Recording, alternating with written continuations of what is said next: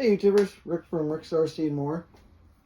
You see I got the 30 Degree North truck in front of me here. So I think everybody's been kind of waiting for a review on this. My thoughts on it. Just gonna pull the pins here.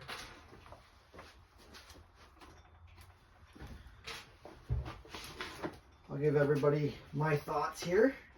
Get this body off.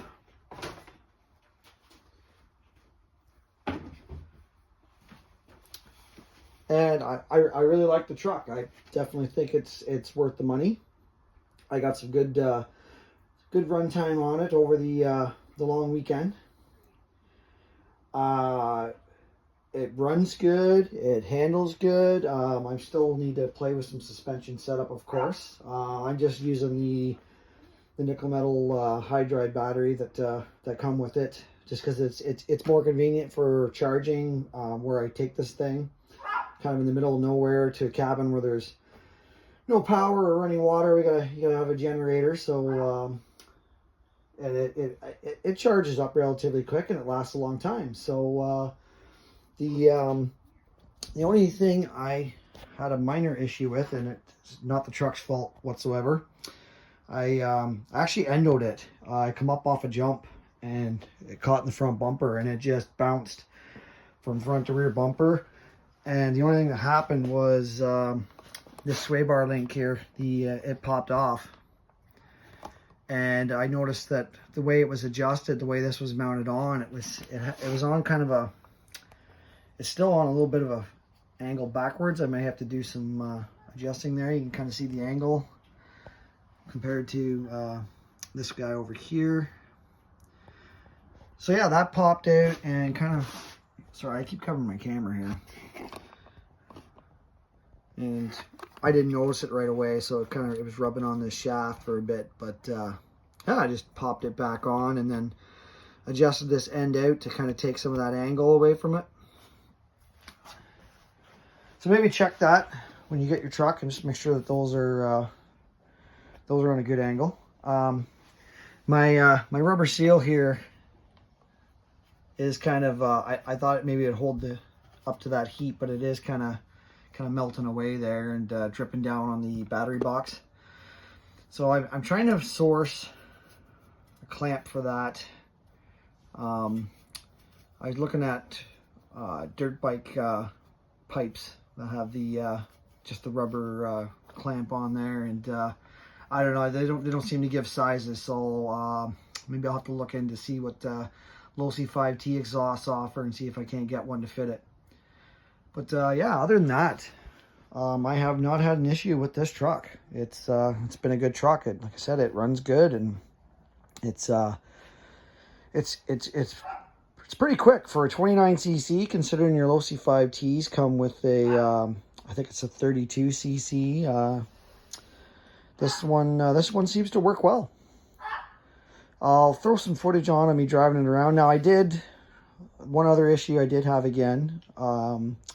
I lost steering control briefly again. I'm not sure if it's something to do with the controller or the receiver. I don't think it's a servo issue.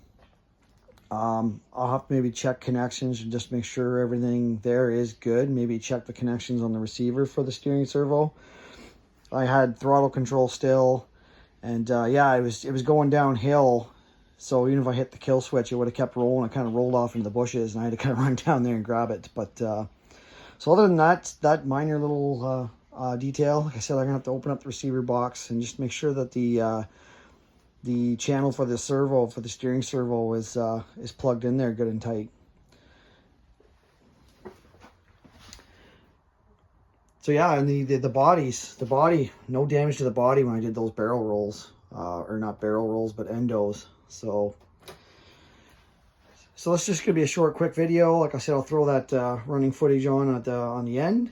And I apologize, I didn't have anybody to kind of hold the camera for me, so it's kind of from a distance. But it's just kind of ripping around in some grass and field.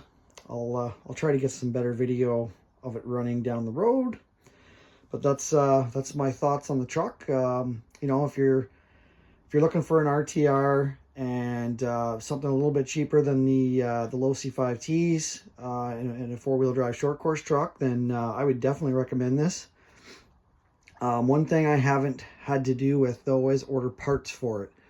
So hopefully parts are quick and easy to get for it. Again, I'm not sure what's compatible with this and the low C5Ts, if everything's compatible. You know, as far as servos and stuff, you can put any 5th scale servo in there. It's just going to be, you know, parts issues, maybe with broken steering components, shocks, stuff like that.